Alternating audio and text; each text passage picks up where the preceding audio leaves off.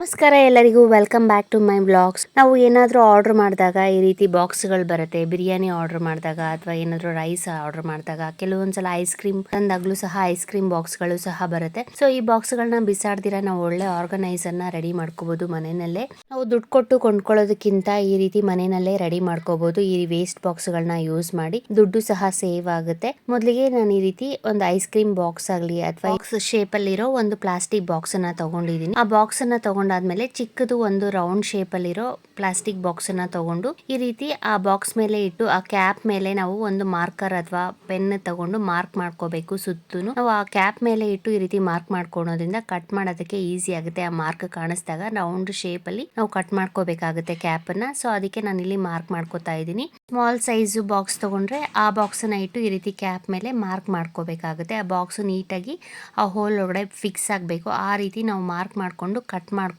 ಸುತ್ತಲೂ ಮಾರ್ಕ್ ಮಾಡ್ಕೊಂಡಾದ್ಮೇಲೆ ಈ ರೀತಿ ಸ್ಪ್ರೇ ಬಾಟಲ್ದು ಕ್ಯಾಪ್ ಬರುತ್ತಲ್ಲ, ಆ ಕ್ಯಾಪ್ ಅನ್ನ ತಗೊಂಡು ಇಲ್ಲಿ ಫಿಕ್ಸ್ ಮಾಡೋದಕ್ಕೆ ಇನ್ನೊಂದು ಸೈಡ್ ಅಲ್ಲಿ ನಾವು ಪೆನ್ ಅಥವಾ ಮಾರ್ಕರ್ ತಗೊಂಡು ಈ ರೀತಿ ಮಾರ್ಕ್ ಮಾಡ್ಕೋತಾ ಇದ್ದೀನಿ. ಮಾರ್ಕ್ ಮಾಡ್ಕೊಂಡಾದ್ಮೇಲೆ ನಾವು ಫಸ್ಟ್ ರೌಂಡ್ ಶೇಪ್ ಅಲ್ಲಿ ಮಾರ್ಕ್ ಮಾಡ್ಕೊಂಡಿದೀವಲ್ಲ, ಆ ಮಾರ್ಕ್ಗೂ ಮತ್ತೆ ನಾವು ಕ್ಯಾಪ್ ಫಿಕ್ಸ್ ಮಾಡೋದಕ್ಕೂ ಒಂದು ಸ್ವಲ್ಪ ಗ್ಯಾಪ್ ಇದ್ರೆ ಸಾಕು. ಸೊ ನೋಡಿ, ಈಗ ನಾನು ಮಾರ್ಕ್ ಮಾಡ್ಕೊಂಡಿದ್ದೀನಲ್ಲ ರೌಂಡ್ ಶೇಪ್, ಅಲ್ಲಿ ನಾನು ಈ ರೀತಿ ಚಾಕುನ ಚೆನ್ನಾಗಿ ಬಿಸಿ ಮಾಡ್ಬಿಟ್ಟು ಅದ್ರ ಸುತ್ತೂ ಈ ರೀತಿ ಕಟ್ ಮಾಡ್ಕೋತಾ ಇದ್ದೀನಿ. ಈ ರೀತಿ ನೀಟಾಗಿ ಕಟ್ ಮಾಡ್ಕೋಬೇಕು. ಚಾಕುನ ಚೆನ್ನಾಗಿ ಬಿಸಿ ಮಾಡ್ಕೊಂಡು ನಾವು ಕಟ್ ಮಾಡ್ಕೊಂಡ್ರೆ ಬೇಗನೆ ನಾವು ಕಟ್ ಮಾಡ್ಕೋಬಹುದು. ಹಾಗೆ ಕಟ್ ಮಾಡಕ್ ಹೋದ್ರೆ ಕ್ಯಾಪ್ ಒಡೆದೋಗ್ಬಿಡುತ್ತೆ. ಸೊ ಅದಕ್ಕೆ ನಾನು ಇಲ್ಲಿ ಚಾಕುನ ಚೆನ್ನಾಗಿ ಬಿಸಿ ಮಾಡಿ ಈ ರೀತಿ ಕಟ್ ಮಾಡ್ಕೋತಾ ಇದ್ದೀನಿ. ನಾವ್ ಇದಕ್ಕೆ ಐಸ್ ಕ್ರೀಮ್ ಬಾಕ್ಸ್ ಆದ್ರೂ ತಗೋಬಹುದು. ಅದು ತುಂಬಾ ಗಟ್ಟಿ ಇರುತ್ತೆ ಐಸ್ ಕ್ರೀಮ್ ಬಾಕ್ಸ್ ಅಲ್ಲಿ. ಅದು ತುಂಬಾ ದಿನ ಬಾಳ್ಕೆನೂ ಸಹ ಬರುತ್ತೆ. ಈ ರೀತಿ ಬಾಕ್ಸ್ ತುಂಬಾ ಹಳೇದಾಗ್ಬಿಟ್ಟಿದೆ ಅಂದಾಗ ಈ ಬಾಕ್ಸ್ ನ ನಾವು ಬೇರೆ ಬಾಕ್ಸ್ ಅಲ್ಲಿ ಈ ರೀತಿ ಕಟ್ ಮಾಡ್ಕೊಂಡು ಮೇಲೆ ಒಂದು ಬಾಕ್ಸ್ ನ ರೆಡಿ ಮಾಡ್ಕೊಂಡ್ರೆ ಆಯ್ತು. ನಮ್ಗೆ ದುಡ್ಡು ಸಹ ಸೇವ್ ಆಗುತ್ತೆ. ಮತ್ತೆ ಪ್ಲಾಸ್ಟಿಕ್ ಬಾಕ್ಸ್ ನ ರಿಯೂಸ್ ಸಹ ಮಾಡ್ಕೋಬಹುದು. ನೋಡಿ, ನಾನೀಗ ಸುತ್ತೂ ಕಟ್ ಮಾಡ್ಕೊಂಡಿದ್ದಾಗಿದೆ. ನಾವು ಲಿಕ್ವಿಡ್ ಹ್ಯಾಂಡ್ ವಾಶ್ ಬಾಟಲ್ ಗಳನ್ನ ತರ್ತಾ ಇರ್ತೀವಿ. ಅದ್ರ ಕ್ಯಾಪ್ ಗಳನ್ನ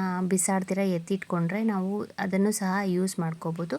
ಇಲ್ಲಿ ನಾನು ಒಂದು ಸ್ಪ್ರೇ ಬಾಟಲ್ ಕ್ಯಾಪ್ ಅನ್ನ ತಗೊಂಡಿದ್ದೀನಿ.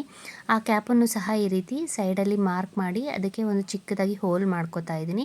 ಈಗ ನೋಡಿ, ನಾವು ಮಾರ್ಕ್ ಮಾಡ್ಕೊಂಡಿದ್ವಲ್ಲ ರೌಂಡ್ ಶೇಪ್ ಅಲ್ಲಿ, ಅದು ಕಟ್ ಮಾಡಿದ್ನಲ್ಲ, ಆ ಬಾಕ್ಸ್ ಅನ್ನ ನಾವು ಈ ರೀತಿ ಆ ಕ್ಯಾಪ್ಗೆ ಈ ರೀತಿ ಫಿಕ್ಸ್ ಮಾಡ್ಕೋಬೇಕು. ಆ ಕಟ್ ಮಾಡ್ಕೊಂಡಿರೋ ಕಡೆ ಫಿಕ್ಸ್ ಮಾಡ್ಕೊಂಡಾದ್ಮೇಲೆ ಚಾಕುನ ಮತ್ತೆ ಚೆನ್ನಾಗಿ ಬಿಸಿ ಮಾಡ್ಕೊಂಡು ಇಲ್ಲಿ ಒಂದು ಹೋಲ್ ಮಾಡ್ಕೋತಾ ಇದ್ದೀನಿ. ಈ ರೀತಿ ನಾವು ಆ ಡಿಸ್ಪೆನ್ಸರ್ನ ಫಿಕ್ಸ್ ಮಾಡೋದಕ್ಕೆ ಹೋಲ್ ಆದ್ರೂ ಮಾಡ್ಕೋಬಹುದು.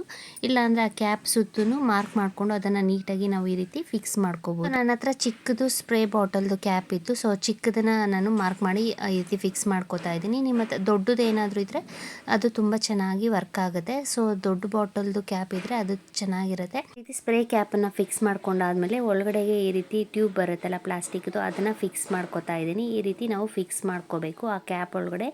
ಈ ಫಿಕ್ಸ್ ಮಾಡ್ಕೊಂಡಾದ್ಮೇಲೆ ಈ ಟ್ಯೂಬ್ ಈ ರೀತಿ ಬೆಂಡ್ ಆಗಬೇಕು ಒಳಗಡೆ ಸೈಡ್ ಅಲ್ಲಿ. ಸೊ ಆ ರೀತಿ ಚಿಕ್ಕದಿದ್ರೆ ಸಾಕು, ತುಂಬಾ ದೊಡ್ಡದೇನು ಬೇಡ. ನಾವು ಆ ಬಾಕ್ಸ್ಗೆ ಎಷ್ಟುದ್ದ ಬೇಕೋ ಅಷ್ಟುದ್ದ ನಾವು ಆ ಟ್ಯೂಬ್ ಇದ್ರೆ ಸಾಕು. ಸೊ ಇನ್ನೊಂದ್ ಸೈಡ್ ಅಲ್ಲಿ ನಾನು ಈ ರೀತಿ ಆ ಬಾಕ್ಸ್ ನ ಫಿಕ್ಸ್ ಮಾಡ್ಕೋತಾ ಇದ್ದೀನಿ ಆ ರೌಂಡ್ ಶೇಪ್ ಅಲ್ಲಿ. ಸೊ ನಾನು ಇಲ್ಲಿ ಬಾಕ್ಸ್ಗೆ ಕ್ಯಾಪ್ ಅನ್ನ ಹಾಕ್ಬಿಟ್ಟು ಆಮೇಲೆ ಈ ರೀತಿ ಚಿಕ್ಕ ಬಾಕ್ಸ್ ಅನ್ನ ಫಿಕ್ಸ್ ಮಾಡ್ಕೊಂಡು ಇದು ರೆಡಿ ಆಗಿದೆ. ಈಗ ನಾವು ಪಾತ್ರೆ ತೊಳೆಯೋಕೆ ಯಾವ ಲಿಕ್ವಿಡ್ ನ ಯೂಸ್ ಮಾಡ್ತೀವೋ ಆ ಲಿಕ್ವಿಡ್ ನ ಈ ಬಾಕ್ಸ್ ಅಲ್ಲಿ ಹಾಕಿ ಅದಕ್ಕೆ ಎಷ್ಟು ಬೇಕೋ ಅಷ್ಟು ನೀರು ಚೆನ್ನಾಗಿ ಮಿಕ್ಸ್ ಮಾಡ್ಕೊಂಡ್ರೆ ಒಂದು ಚೂರು ಸಹ ನಮ್ಗೆ ಪಾತ್ರೆ ತೊಳೆಯೋ ಲಿಕ್ವಿಡ್ ವೇಸ್ಟೇ ಆಗಲ್ಲ. ನಾವು ವೇಸ್ಟ್ ಆಗದೆ ಇರೋ ಹಾಗೆ ಸಹ ಯೂಸ್ ಮಾಡಬಹುದು. ಈ ರೀತಿ ಬಾಕ್ಸ್ ನ ರೆಡಿ ಮಾಡ್ಕೊಳ್ಳೋದ್ರಿಂದ. ಸೊ ಲಿಕ್ವಿಡ್ ನ ಹಾಕಿ ನಾನು ಇದ್ರ ತುಂಬಾ ನೀರ್ ಹಾಕಿ ಚೆನ್ನಾಗಿ ಮಿಕ್ಸ್ ಮಾಡಿದ್ದಾದ್ಮೇಲೆ ಲಿಕ್ವಿಡ್ಗೆ ಕ್ಯಾಪ್ ಅನ್ನ ಫಿಕ್ಸ್ ಮಾಡ್ತಾ ಇದ್ದೀನಿ. ಈ ರೀತಿ ಕ್ಯಾಪ್ ನ ಫಿಕ್ಸ್ ಮಾಡ್ಕೊಂಡು ನಾವು ಪಾತ್ರೆ ತೊಳೆಯುವಾಗ ನಾವು ಈ ರೀತಿ ಸ್ಪ್ರೇ ಮಾಡ್ಕೊಂಡ್ರೆ ಸಾಕು. ಆ ಲಿಕ್ವಿಡ್ ಬಂದು ಈ ಬಾಕ್ಸ್ ಅಲ್ಲಿ ಬೀಳುತ್ತೆ. ಒಂದು ಚೂರು ಸಹ ಲಿಕ್ವಿಡ್ ಸಹ ವೇಸ್ಟ್ ಆಗಲ್ಲ ನಮ್ಗೆ. ಪಾತ್ರೆ ತೊಳೆಯುವಾಗ ಪದೇ ಪದೇ ಈ ರೀತಿ ಸ್ವಲ್ಪ ನೀರ್ ಹಾಕಿ ಲಿಕ್ವಿಡ್ ಹಾಕಿ ಮಿಕ್ಸ್ ಮಾಡ್ಕೊಳ್ಳೋದಕ್ಕಿಂತ ಈ ರೀತಿ ಡಿಸ್ಪೆನ್ಸರ್ ಇದ್ರೆ ತುಂಬಾ ಚೆನ್ನಾಗಿ ನಾವು ಪಾತ್ರೆ ತೊಳಿಬಹುದು. ಮತ್ತೆ ಲಿಕ್ವಿಡ್ ಸಹ ವೇಸ್ಟ್ ಆಗಲ್ಲ ನಮ್ಗೆ. ನಾನು ಇಲ್ಲಿ ಆ ಚಿಕ್ಕದು ಕ್ಯಾಪ್ ಆಗಿರೋದ್ರಿಂದ ಅದನ್ನ ತೆಗ್ದ್ಬಿಟ್ಟು ಇಲ್ಲಿ ದೊಡ್ಡದು